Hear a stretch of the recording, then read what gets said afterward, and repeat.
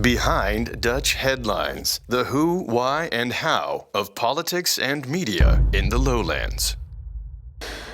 Sorry, wait, okay. Sorry. I like it on this couch. It's comfortable. I'm Greg Shapiro, the American Netherlander. Here's what you need to know to join the Dutch conversation. Our top story this week, well, you have to talk about the opening of the Dutch legislative season. It's called the Tha Troonrede. What the hell is that? Well, it's part of Prinsjesdag. What the hell is that?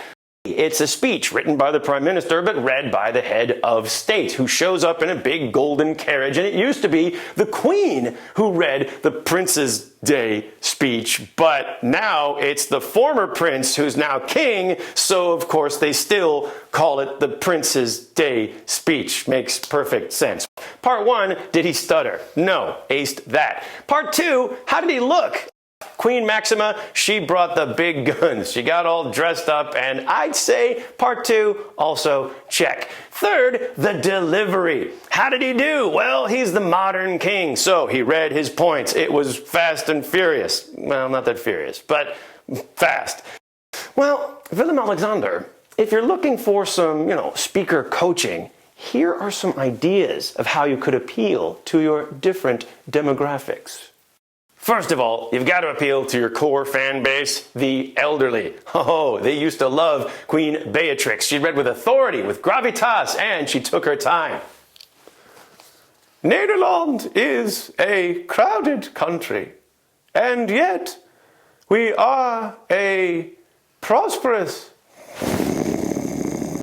Second idea, I'm just thinking outside the box here, but you need to appeal to the youth demographic as well. Now, it's already called Prinsjesdag. Why have the king read it? Why not the princess? I mean, you might as well have, hey tweeps, it's Amalia. Third point is, Willem-Alexander, if you want to be the modern king, you've got to bring some modern style to the table. You got to have some street cred. How do we do that? Give me a beat. I'm Willem-Alexander, and I'm here to say I'm going to read my speech. Going to do it today. Going to read the speech, and I'll tell you how. I'm not Willem IV, because I'm not a cow. And as promised on Behind Dutch Headlines, we've got a new correspondent, Wietse van der Gaast, who will be reporting from Brussels. We always said, when I want to call Europe, who do I call? Well, if you want to have the cheapest call, it's Nelly Smit-Kroes. She just had a new victory in battling roaming fees. Ah, yeah. And European elections are coming up. Yes, we're going to go behind the scenes, front of the scenes. We're going to go fully West Wing on your ass. Okay. That's it for Behind Dutch Headlines this week. Tune in next week when I will be giving away tickets for my comedy shows. International comedians, and I'll be touring with them through the Netherlands. This guy in the first week of October, the Edinburgh Comedy Award winner, Brendan Burns. We'll see you next week. Until then, thank you very Dutch.